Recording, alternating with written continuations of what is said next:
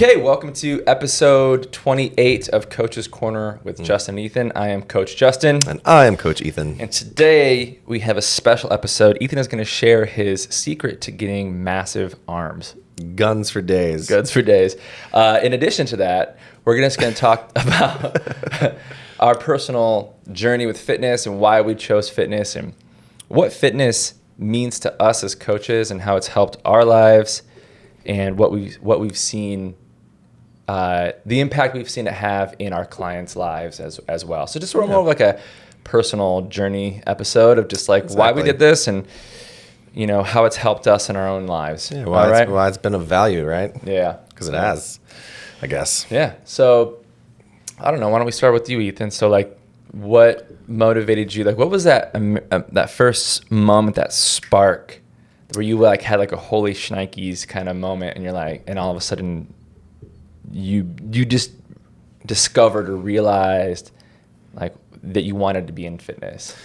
Oh, geez. Well, I mean, I think professionally it took a while, but I first started doing anything physical because all my friends were on the wrestling team and, you want to be cool. And so I joined my high school wrestling team and it was fun.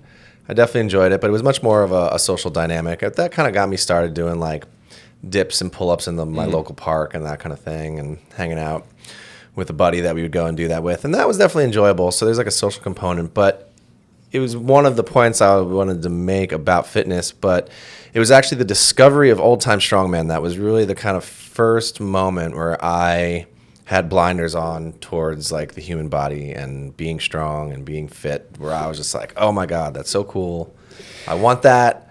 I got to learn it. I got to figure it out. Actually, our logo. That's right. So this was our gym logo. If you're just listening, basically Ethan's wearing our old tank top from when we owned the gym. That's right. And our logo was Andrew Saxon. Andrew Saxon. That's right. Yeah, Andrew Saxon, who was like an old-time strong man from like turn of the century. Yep. Doing like a two-hand anyhow. A two-hand anyhow. Yeah, which is an old move where you'd lift one weight in one arm overhead, and then you'd pick a weight up from the floor and put that weight overhead. Anyhow. And see, exactly. It's kind of like two-hand anyhow. So interesting tie-in there. Yeah, but so, it was one of those moments where they basically were performing these feats of strength, and they were just so mind-boggling to me. And so it's kind of things you might have heard of, like ripping a phone book in half, and then even more, a little more specific, but still relatable, is like ripping a deck of cards. But the one that really got me was they would bend what's called a 60-penny nail, which is 6 inches long by a 1/4 inch thick. Oof. Right?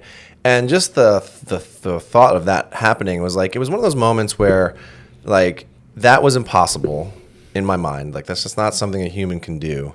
And then learning that it could be done was kind of like this moment of like, wait, what? Really?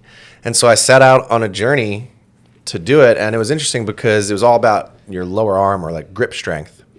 Because like the idea is the chain is only as strong as its weakest link. And so I went down this crazy obsession and rabbit hole into like training my grip in my hands, because you could have the strongest like shoulders in the world, but if you can't apply the force through your wrists and hands into the object, whether that be the phone book or the deck of cards, it doesn't really matter. So I went down this crazy rabbit hole, became completely obsessed with training my hands. And the coolest part was that I succeeded in all of those things. I fundamentally was able to just like tear phone books in half with like multiple techniques. I could quarter them. I was able to quarter a deck of cards at one point. Really? Yeah, like it was serious. I was all in on this grip Don't training. let him get his hands on you. Yeah. And fundamentally I was able to bend the 60-penny nails. And yes, you would like wrap it in leather to like protect your flesh from ripping. But fundamentally this was just purely done with your body. That's and cool. There was several different techniques. And it was that moment where like almost, you're young, you are... I guess I was probably like 18, 17, 18, maybe into 19. And this like idea, like almost nothing is impossible. You just like, it's not out of reach. This concept, this feat that was just so mind bending. And how long did it take you to realize that was a lie?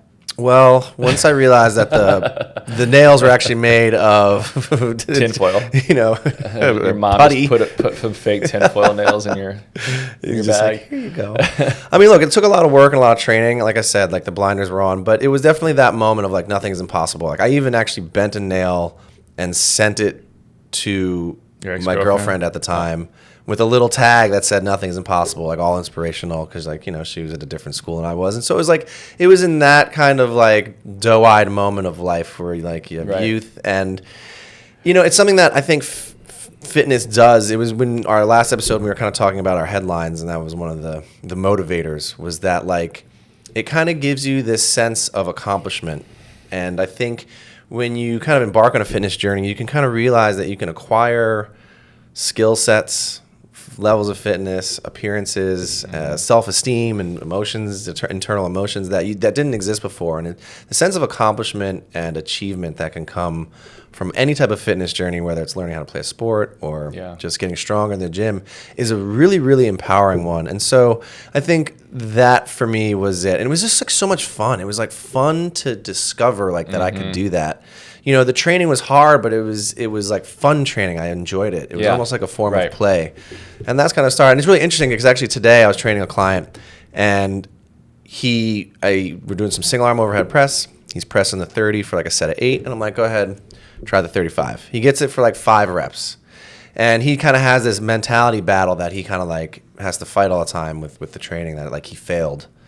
You know, that he was embarrassed and that he couldn't do it, and therefore he let himself down, he let me down, and he was a failure, and that moment was like shameful versus it just kind of being like, let me see what I can do, right? Instead of just picking up the 35 and trying it out and being like, let me see what I got. Oh, cool.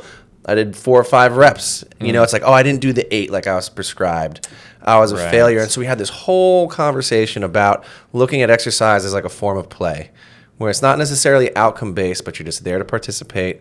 And that sometimes when you go to lift a weight or try something new, you're just kind of just seeing if you could do it. And the outcome isn't necessarily the point of it. The point is the process. And I was like, have you ever lifted 35 pounds over your head for multiple reps? He's like, no. I'm like, well, there you go. You just carved You're mad because you couldn't get 8 in a row? Yeah, exactly. You just carved a completely new experience for yourself. And it's just how you choose to look at that moment. Right. So it's that kind of same thing of like, I think fitness and physical activity, learning a sport, all these different things have this potential to like look at it as joyous. Like it can be fun. Totally. You know, it can be a form of play, and the sense of achievement and accomplishment and self-empowerment that can come with it is really powerful. And you learn yourself, and if you're fortunate enough to like tie in a hobby that you enjoy with getting fit, then it doesn't feel like fitness. It just feels like play. It feels like you're just in the moment. But man, I mean, it just reminds me of just the conversation I've had with people who are on the other side of the fence, and they're out of shape. They're not doing anything. They're typically lost in some way. I mean, the correlation between fitness and sense of purpose is so abundantly clear. Right. When, like, I might get some flack for this one, but like one thing I've been realizing in my adulthood now is that you can judge a book by its cover. Oftentimes, things are exactly how they appear, right? And humans are amazing at covering it up and putting their facade on and having their representative kind of like facade speak for them. But back there, we're all insecure about something. We all have body dysmorphia to a degree. We all, you know, given different dynamics and relationships, feel insecure.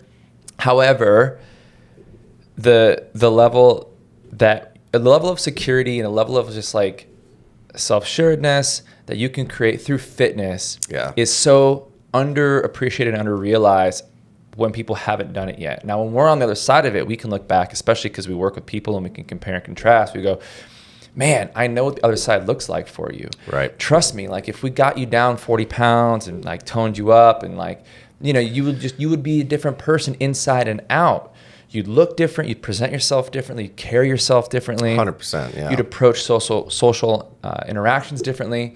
But when you're on the other side of it, you're kind of looking down this like dark, scary tunnel, and there's no light at the end of it. You're like, I don't know, man. And you're just riddled with all this insecurity that keeps you suppressed. But I mean, just to hear that, I went through the same thing, and it just always makes you realize like, you don't know how much better your life can be if you get your fitness figured out. It affects everything. It really does. Yeah. So what about you? What started you just in general? Not even necessarily in terms of a professional career. I mean, I was born 8 feet tall. You're born A1 out the womb. No, I mean, I've always been so tall and lanky, and I still am. I mean, like, I've put on 50 fucking pounds, and I still... Well, like since high school? Yeah, you know, like since... That's so crazy to yeah, hear, I mean, right? like, at some point, 70, if I'm, depending on how much I am, if I get up to like 215. Yeah. But, I mean, it just always has been this thing for me where I didn't grow up fat, and a lot of kids grew up fat, and that was their motivation, and that's valid. You know, those kind of stories are huge. I grew up just like everyone kind of making jokes about like, oh, you're so lanky, ha ha ha. Oh, you're such a beanpole. Right, the beanpole, yes. And like they're saying it, you know. No, they're saying it in a mean way. Yeah, but also like it's just more socially acceptable than being like, oh, you're so fat. You Yeah, know, it's just more yes. socially acceptable to make that physical judgment on somebody. Right. You don't think that's going to hurt anybody because Even generally though it has speaking, the same people impact? think that, like being No. thin is desirable. So Right. people are like, oh, lanky or beanpole is like a derogatory way of saying you're thin, but I'm still saying you're thin, so you can't get mad at me about it. Right. It's like a workaround. Like, I can make fun of you as much Yeah, as I yeah, want. And, you know, like I remember 8th grade, I was pretty short. And then all of a sudden, by like first year of high school, I was like 6'1", 6'2". But I didn't realize I had grown that much yet. Like it all happened like over the course of like a summer. It's crazy that the summer. And so like I come back and like everyone's just like, whoa, scholared. And I didn't realize I was like over 6 feet tall at that point. Everyone else is like 5'8", 5'9". You didn't notice you were looking down on And everybody. that's why my posture, I'm constantly concerned with my palm because I just grew up like in this like rounded shoulder. Because, you know, I was right here with everybody, eye to eye, and then all of a sudden the next school year, I'm like 5 or 6 inches taller than everybody. And so like I just naturally started slumping over and rounding my shoulders to connect. Yeah. And I didn't realize, anyway, so a gym teacher had called me out, and he was like, Scholar, grab the hoop. Oh, wow. In the gym. And I'm like, no way, I can't do that. And he's like, try it. So I just fucking jumped up and I like hung on the basketball hoop. Which is everybody. That was the Everybody was just old, like, can you touch the rim? And so that was kind of the first spark of like, oh, there might be like some athleticism in me. You know, I just never had played sport. I didn't know there was like athleticism in me. Yeah. And then I remember the real moment though, that was like for me the pinnacle of the reason why we have this podcast, reason why we've opened gyms, the reason why I have my business online. The only real reason why I do what I do is I can probably boil it down to this one moment, and it was in 10th grade. We had to do the presidential fitness test or whatever. Do you remember that? Yeah, In yes. gym class? They had to have these like 100, like so many sit-ups, Push-ups, push-ups, pull-ups, and a little mile run or sprint. something like that. Yeah, a little run. So it was, I ran the mile in 17 minutes.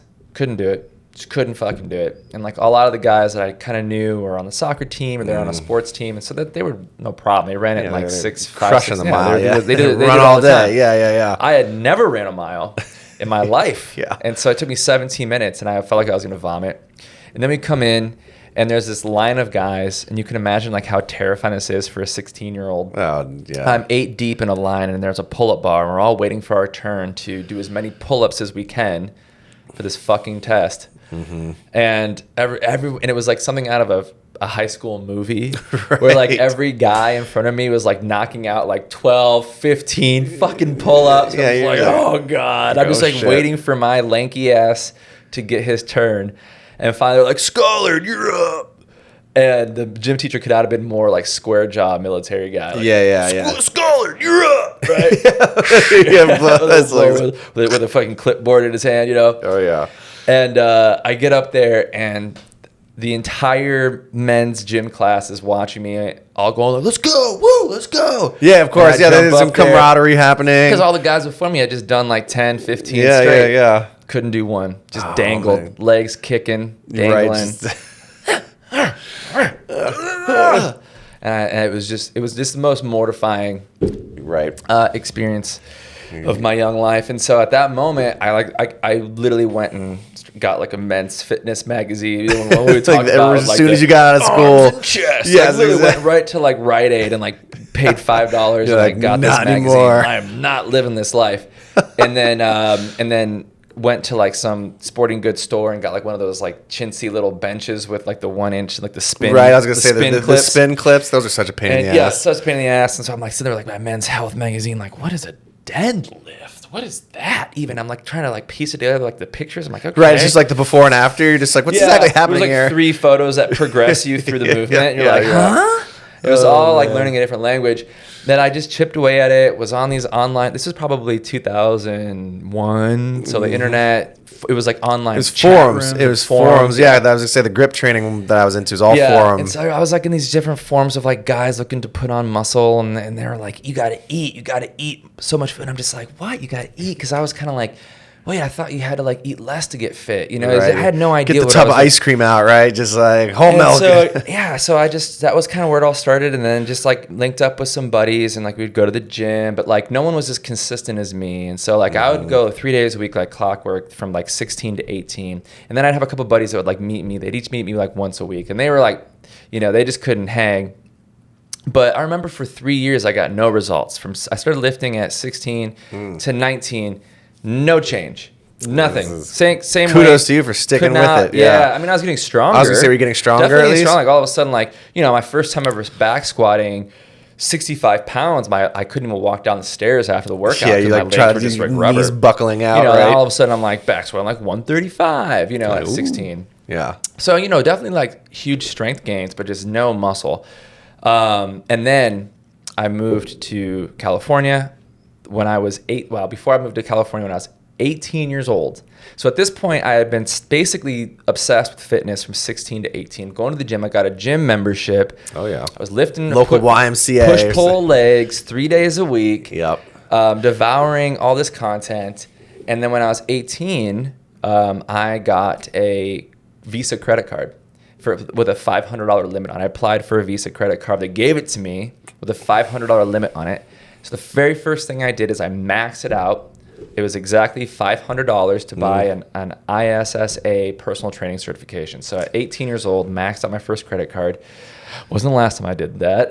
Yeah, right. Yeah. Bought a personal training certification. By 19, I was certified, moved to California, but was still kind of gangly and scrawny, and I was just not there yet. Still growing beans. Still, yeah.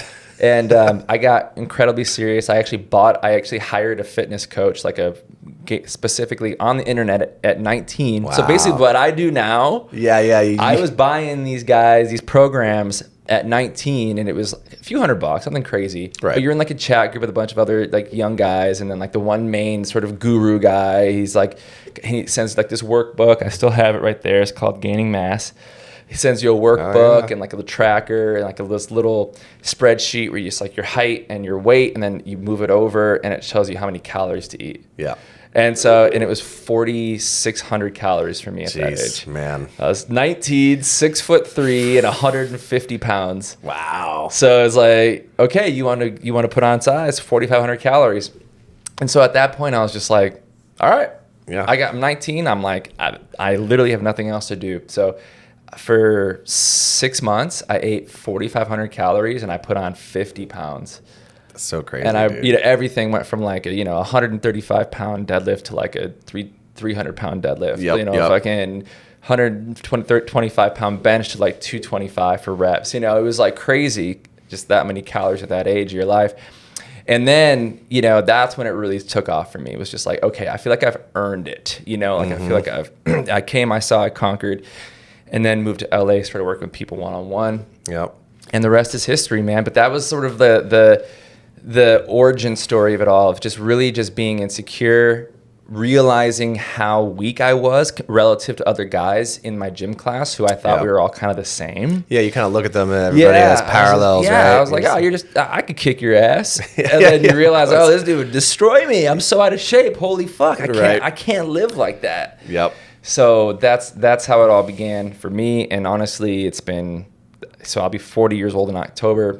I was 18. So it's been like almost 22 years of working as a fitness pro of some degree, Yeah, that's crazy. But I will say this. I was serious about it, but not as informed as I wanted to be. And then you coming to work at Continuum made me realize I needed to level up my game, because you just knew so much more Right. about muscle and training and nutrition, and I was just like, oh fuck, I thought I knew. Kind of like, it was like the next iteration of my journey. I was like, here's another guy who I thought we were equals, and then I'm like, nah, he knows way more than me about just corrective exercises, like strength, like nutrition. So I was like, fuck that. So then I went on another deep dive in my mid-20s of just like I am mastering this stuff, right? And then and so I do owe a debt of gratitude to you for motivating me to level up my game. Yep. Yeah. Oh, it's so awesome. It's so cool. The little ricochets and pings, Yeah. And here we are. Yeah. And here we are. Post Strength RX. Yeah. And, it's like one of those things where it's like you could feel intimidated and get an ego and get defensive and like protect yourself. Or you could be like, you know what? Yeah, this dude knows more than me, and I'm just gonna learn, right? Because there's a way forward, right? Yeah. Let it be an opportunity to like improve, and and so that's sort of our story and the beginning, how we've come to be. I mean, it's so funny. I'm just having all these memories of my grip training. I'd be sitting there in college with like chalky hands and like a 4x4 with an eye bolt in it, and like weights hanging. I got like sledgehammers. I'm levering. It's just so funny. People did kind of wonder what was going on. For sure. Then I'd shake their hand and they would know. Be like, oh. Yeah. It's so cool because it's interesting, the journey too, because it's so funny to watch, like think back on the layers of what you knew and what you didn't know.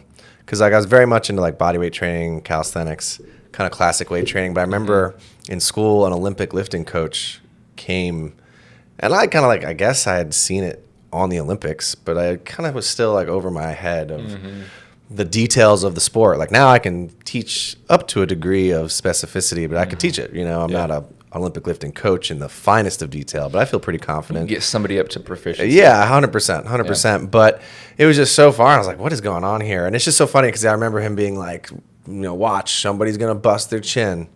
Somebody's going to bust their chin. And I was that guy. I fucking busted my chin doing a clean. It's just so funny to think back to that moment. I'm like, wow, that moment before I knew anything about Olympic lifting. Yeah. Yeah. All those little milestone moments that exist in your own mind that no one else even knows about. Like there was that moment when I did my first back squat workout, and we're in the gym at the high school, and it was with a guy who trained a lot. He was in like the strength conditioning class or the weightlifting class they used to offer it. One of those things that the biggest regret I think for me was like being too insecure in high school, even though I was going to the gym already and like following some basic ass program out of a magazine or whatever. Yeah. Like at my high school, there was a strength weightlifting class you could have taken instead of I was in weightlifting instead of gym. Yeah. And like I could have just done that at 16 and like had like the weightlifting coach like working with me and progressing and telling me, hey, go eat some more protein. Like it wouldn't hurt you to get I could have just skipped the line. Instead, I was like too insecure to do it, and I went the roundabout way and I had to, it like had to do it on my own instead of just getting the help. And that's the big takeaway. It's like now as a coach, to kind of bring this full circle to like now working with people, it's like, man, just don't save the time. Like honestly, like a good coach you can skip the line by 5 years. Yeah, you really can. Because it's like otherwise you already have a full-time job, you probably have a family, you have other things going on to like expect yourself to like acquire this information, distill it down, piece it together, program yourself correctly with nutrition and training, and then the accountability to stay consistent. It's like you're underestimating how this is a profession. Not to say you can't get there, but you can just get there so faster by spending a few months with a good coach. It's the most efficient road. It's the most efficient road. It's so funny. Like we all took gym weightlifting class to get out of regular gym, because regular gym they'd like make you play sports, and there's and like it was just, you don't always want to deal with that. And we also went to school in the ghetto, and so like all the other people you were playing sports with, because gym class, like we were in the like quote smart people tracks, whatever, this is all a bunch of bullshit, but in gym class, it was the whole everybody mixed. And so you'd be like playing basketball with these like ghetto motherfuckers. Yeah. And like they would just like be, like they would, I remember playing basketball this one time, and like every opportunity they had, they would just like check me to the floor. Yeah. So I'm just like some like dorky white dude. I mean, like, in a sense, that's just the classic hierarchy. But so we all took weightlifting class, like get out of regular gym, because weightlifting class was like kind of a joke. Like, you're so like funny. everybody's just like hanging around and like See, you do some stuff, but it's not like this regimented thing. It was kind of interesting, like more of like a social hour, like maybe like who can like hold a chin up the longest, right? And it like was just do like, some whatever, just go play around the gym. Yeah, pretty much, yeah. So it's just so funny. See, with us, but my high school was different because my high school was like, it was like a very serious sports school, basketball and football. It had like real competitive, like state level teams. I don't know does high school have divisions like college, like D1? I don't know, but there was whatever like the ranking for high school was. It was like up there. I was not one of those guys, for the record, and so because there's so many athletes, like real like collegiate level, they were all going to go to like U of M or Michigan State to play like real ball. They all were in the weightlifting class. Because they didn't want to be out there playing lacrosse with a bunch of dorks like me, Right? And like Susie from Home Ec, so they all were taking the weightlifting class because they were like, well, that's just when we lift weights, because a lot of the coaches for the sports team taught the weightlifting class, and so it was like their way of getting their weight training in, and then they would go and do their practice. So I'm like, well, I'm not going in there with all these guys, because I was like way too insecure for that. Yeah, know their way around the room so well. Yeah, they're all like taking it serious. 16 years old, like a goatee and fucking 18-inch arms, and I'm like, oh shit, man. I'm like, I'm not gonna go lift weights with these guys. Are you kidding me? And so I took gym to just play like scrimmage basketball and whatever. But hindsight's 2020. I really wish I would have been in there. Who knows where we would be now? But anyways, yeah. So I think the thing for me is like, listen, nobody's fucking perfect. There's a spectrum of like complete sterile perfection. Everything in your life is regimented to a gram. And it's effective. You'll get results, but it's not sustainable. Even if you are able to be consistent, you're not very much fun, most likely. Yeah. On the other end of that spectrum is complete chaos and entropy, and just like it's just a hot mess. There's no structure, no routine, and that's you might be the life of the party, but you're a disaster, right? And you are deep down. Yeah. The answer's in the middle.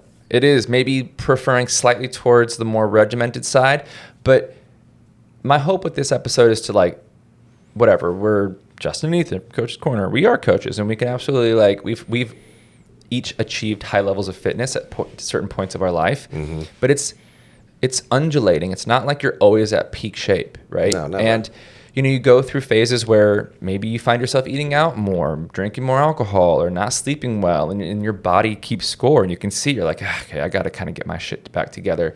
And even as coaches, we go through that.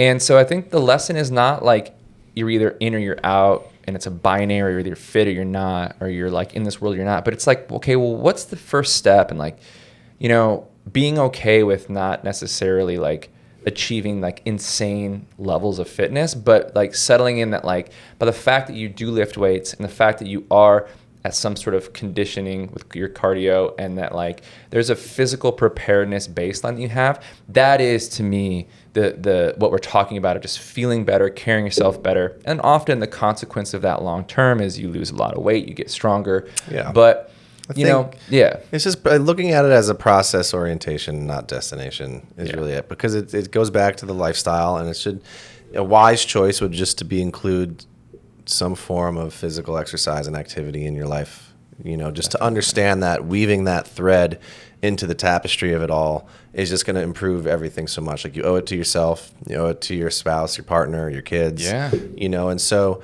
just no matter what it is, it's just getting something in there and just understanding that you are weaving the tapestry with that thread in it, and it's going to be in there. It's not in there for a little piece. It's just part of the construction of how you live your life in a way. Yep. Definitely. And that routine and discipline translates to other things in your life too. If you can hold yourself accountable that, okay, I am training, I'm lifting weights, putting heavy weights in my hands for 30 minutes, 3 days a week. You do that after 6 months, yeah, you're going to look a lot better. You're going to probably look like somebody who lifts weights for 30 minutes 3 times a week, right? Yeah.